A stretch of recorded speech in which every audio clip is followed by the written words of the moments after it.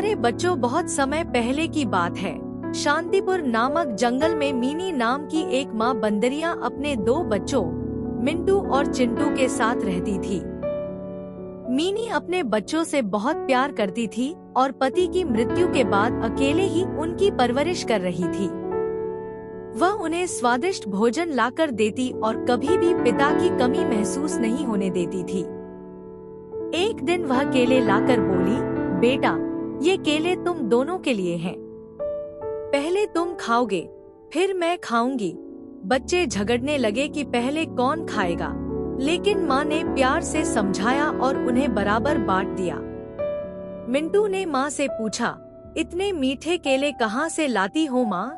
माँ बोली, जब तुम बड़े हो जाओगे और पेड़ों पर छलांग लगाना सीख जाओगे, तब मैं तुम्हें सब जगह ले चलूंगी। अभी तुम छोटे हो, घर में ही रहा करो। समय बीतता गया और दोनों बच्चे बड़े हो गए। माँ ने कहा, अब तुम दोनों मेरे साथ चलो, जंगल के नियम सीखो और भोजन खोजना सीखो। मिंटू तैयार हो गया, लेकिन चिंटू ने बहाना बनाया, मेरे पैरों में दर्द है माँ। मीनी समझ गई कि चिंटू आलसी होता जा रहा है, लेकिन वह चिंतित थी कि उसका बेटा किसी दिन संकट में पड़ सकता है। एक दिन मीनी की मृत्यु हो गई। दोनों बच्चे दुखी हो गए। मिंटू ने चिंटू से कहा, अब हमें खुद भोजन ढूंढना होगा। लेकिन चिंटू बोला, तुम हो ना, मुझे क्यों चिंता करनी चाहिए। मिंटू दुखी हुआ, लेकिन फिर भी उसका साथ नहीं छोड़ा। एक दिन जंगल में एक खतरनाक शेर आ गया। मिंटू भोजन की तलाश में गया तो शेर उसका पीछा करने लगा। मिंटू किसी तरह पेड़ पर चढ़ गया और जान बचाई, लेकिन शेर नीचे बैठा रहा। वह रात भर घर नहीं लौट पाया और चिंटू भूखा रह गया।